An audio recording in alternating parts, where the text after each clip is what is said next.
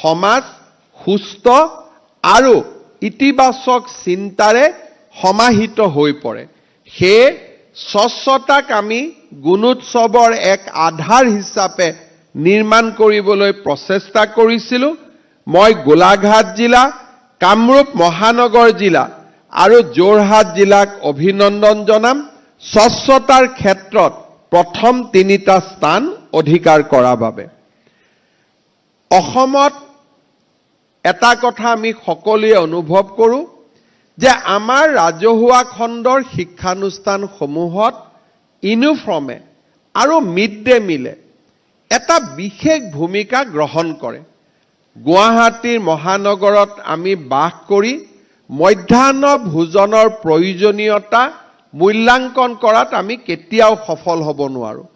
কিন্তু মধ্যাহ্ন আহাৰ আৰু ইউনিফৰ্মে আমাৰ ছাত্ৰ ছাত্ৰীসকলক বিদ্যালয়লৈ লৈ অহাত এক বিশেষ ভূমিকা পালন কৰে আৰু ই আজি বিশ্বজুৰি স্বীকৃত হৈছে আৰু এই ব্যৱস্থাই আমাৰ শিক্ষা জগতখনক সুন্দৰ কৰিছে।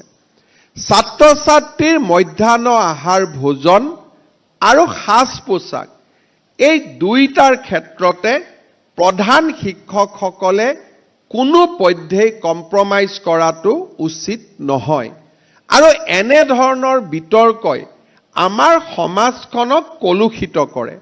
মই এইবাৰ অসম চৰকাৰৰ শিক্ষা বিভাগক অভিনন্দন জনাম যে গুণোৎসৱত আমি ইউনিফৰ্মৰ গুণগত মানদণ্ড নিৰূপণ কৰাৰ বাবে প্ৰচেষ্টা কৰিছিলোঁ। 3খন জিলা শিৱসাগৰ, মাজুলী আৰু চৰাইদেৱে এই ইউনিফৰ্ম প্ৰদানৰ গুণগত মানদণ্ডত প্ৰথম 3টা স্থান লাভ কৰিবলৈ সক্ষম হৈছে। মই তেখেতসকলক অভিনন্দন জনাম। কিন্তু সমান্তৰালভাৱে মই অত্যন্ত আনন্দিত যে আমাৰ এক্সটাৰ্নেল ইভালুৱেটৰসকলে এইবাৰ তেখেতসকলে মূল্যাংকনৰ জৰিয়তে আমাক জনাইছে যে 92% স্কুলত ইউনিফৰ্মে অন্ততঃ এটা ষ্টেণ্ডাৰ্ড পাবলৈ সক্ষম হৈছে। মই অসম চৰকাৰৰ শিক্ষা বিভাগক আহ্বান জনাম যে অৱশিষ্ট 8% স্কুলৰ প্ৰধান শিক্ষকসকলৰ লগত কথা পাতিব লাগে, তেখেতসকলক জনাই দিব লাগে যে ইউনিফৰ্ম উন্নত হোৱা আৰু ইউনিফৰ্মৰ প্ৰতিটো টকাই ছাত্ৰ ছাত্ৰীৰ কল্যাণৰ কামত ব্যৱহাৰ হোৱাটো ৰাজ্য চৰকাৰে বিচাৰে, সমাজে বিচাৰে আৰু এই ক্ষেত্ৰত আমি নিশ্চিতভাৱে আমাৰ দায়িত্ব আমি ৰূপায়ণ কৰিব লাগিব। সফলতাৰ মাজতো আৰু এটা আমাৰ কনচাৰ্ণ আমি নিশ্চয় আগত দাঙি ধৰিম যে এইবাৰৰ গুণোৎসৱত পশ্চিম কাৰ্বি আংলং জিলা আৰু চিৰাং জিলাই উৎকৃষ্টতম ফল দেখুৱাবলৈ সক্ষম হোৱা নাই। ৰাজ্যৰ 6ষ্ঠ অনুসূচীৰ অধীনত এই 3খন জিলাৰ শৈক্ষিক ফলাফল আমাৰ বাবে অত্যন্ত চিন্তনীয়। মই আশা কৰোঁ যে পশ্চিম কাৰ্বি আংলং জিলা আৰু চিৰাং জিলাৰ শিক্ষক শিক্ষয়িত্ৰীসকলে অনাগত দিনত নিম্ন প্ৰদৰ্শনৰ বিষয়বিলাক নিশ্চয় তেওঁলোকে চিন্তা কৰিব আৰু সফলতাৰ উচ্চতম শিখৰত আগবাঢ়ি যাবলৈ তেওঁলোকেও তেওঁলোকৰ প্ৰচেষ্টা আগবঢ়াব। মই শিক্ষা বিভাগক আহ্বান জনাম যে এই 3খন জিলাতে যি ফলাফলৰ ক্ষেত্ৰত পিছ পৰি যোৱাৰ কাৰকসমূহ বিচাৰি উলিয়াই এই কাৰকসমূহ যাতে আমি নিৰাময় কৰিব পাৰোঁ, তাৰ বাবে যাতে নিৰবিচ্ছিন্ন প্ৰচেষ্টা হাতত ল'ব পাৰোঁ, তাৰ বাবে আমি আমাৰ চেষ্টা অব্যাহত ৰাখিব লাগিব। এইবাৰৰ গুণোৎসৱৰ এটা উৎকৃষ্টতম দিশ আছিলে যে প্ৰত্যেকগৰাকী ষ্টুডেণ্টৰ আমি লাৰ্নিং আউটকাম বিদ্যালয়ত গ'লে নহ'ব, বিদ্যালয়ত আমি কেনেধৰণে পঢ়িব পাৰিছোঁ, লাৰ্ণিং আউটকামসমূহ আমি চাবৰ কাৰণেও চেষ্টা কৰিছিলোঁ। আজি আমি অত্যন্ত আনন্দিত যে প্ৰথমবাৰৰ বাবে প্ৰত্যেকগৰাকী ছাত্ৰ ছাত্ৰীৰ লাৰ্ণিং আউটকাম আমি নিৰূপণ কৰিবলৈ সক্ষম হৈছোঁ। ইয়াৰ ৰিপৰ্ট কাৰ্ড আমি ৱেব পৰ্টেলত ৰাখি থৈছোঁ। প্ৰধান শিক্ষক শিক্ষয়িত্ৰীসকলে প্ৰত্যেকগৰাকী ছাত্ৰ ছাত্ৰীক এই লাৰ্ণিং আউটকামৰ যিটো বুকলেট তাক যদি আমি ডাউনলোড কৰি তেওঁলোকক দিব পাৰোঁ, আমাৰ ছাত্ৰ ছাত্ৰীসকল যথেষ্ট উপকৃত হ'ব। আৰু ডাউনলোডত অসুবিধা হ'লেও ছাত্ৰ ছাত্ৰীসকলৰ অভিভাৱকসকলে অন্তত যাতে নিজৰ ল'ৰা ছোৱালীৰ ৰিজাল্টটো চাব পাৰে, তাৰ বাবে তেওঁলোকক আমি জনাই দিলে তেওঁলোকে নিজস্ব প্ৰক্ৰিয়াৰে ঘৰত হ'লেও লাৰ্ণিং আউটকাম তেখেতসকলে চাব পাৰিব। মই লাৰ্ণিং আউটকামৰ ওপৰত বিদ্যালয়সমূহক যথেষ্ট দৃষ্টি ৰাখিবলৈ মই আহ্বান জনাম। এইবাৰ আমাৰ প্ৰত্যেকখন জিলাত A+ পোৱা বিদ্যালয়সমূহৰ সংখ্যা আপোনালোকক মই জনাব খুজিছোঁ। বাস্কা জিলাত 2024 চনত আমি আজি যি এই বিষয়ে আমি যোৱাবাৰো আলোচনা কৰিছোঁ, কিন্তু 2024 চনত আজি যি আমি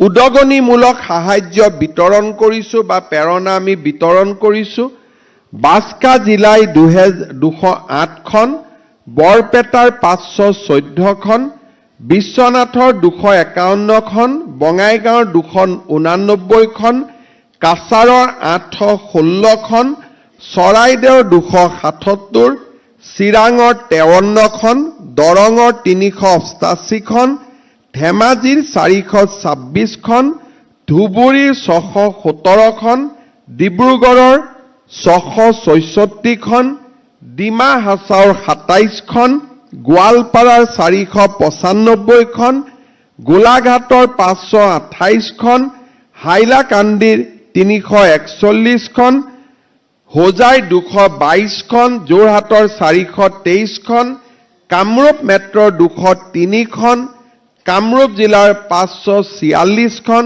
কাৰ্বি আলঙৰ 82খন, কোকৰাঝাৰৰ 131খন, লখিমপুৰৰ 274খন, মাজুলীৰ 117খন, মৰিগাঁৱৰ 636খন, নগাঁৱৰ 579খন বিদ্যালয়, নলবাৰীৰ 404খন, শিৱসাগৰৰ 432খন, শোণিতপুৰ জিলাৰ 312খন, সাউথ চালমাৰাৰ 68খন, শ্ৰীভূমিৰ 511খন, তিনিচুকীয়াৰ 560খন, ওদালগুৰিৰ 160খন আৰু ৱেষ্ট কাৰ্বি আলং জিলাৰ 38খন 11,594 স্কুললৈ আমি 25,000 টকাৰ উদগনিমূলক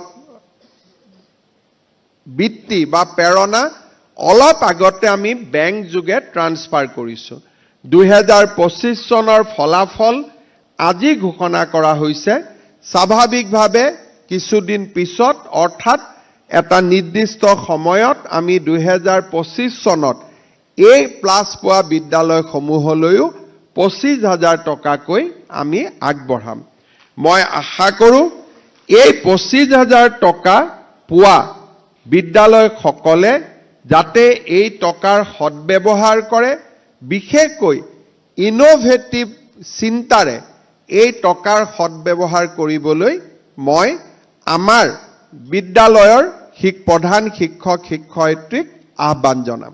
আমাৰ প্ৰচেষ্টাসমূহে মই বিশ্বাস কৰোঁ 2030 চনৰ ভিতৰত অসমৰ শিক্ষা ব্যৱস্থাক ভাৰতবৰ্ষৰ ভিতৰতে এক উন্নত শিক্ষা ব্যৱস্থালৈ ৰূপান্তৰ কৰিব।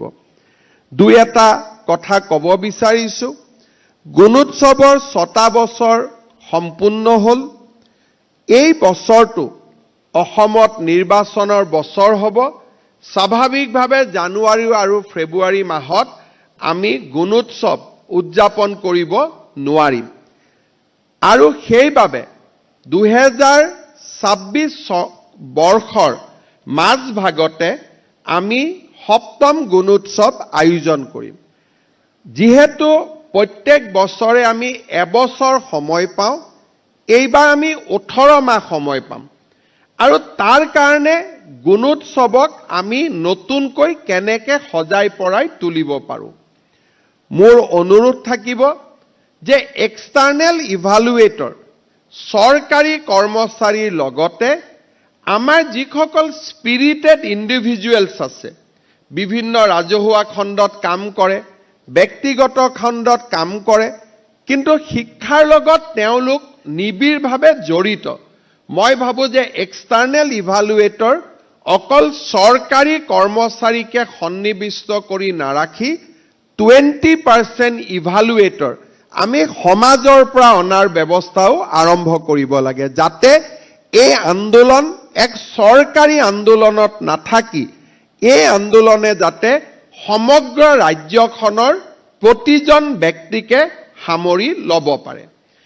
20% আমি যেতিয়া চৰকাৰৰ বাহিৰৰ পৰা ইভালুৱেটৰ আনিম, আমি কৰা যিকোনো মূল্যাংকনক প্ৰত্যায়িত কৰিব।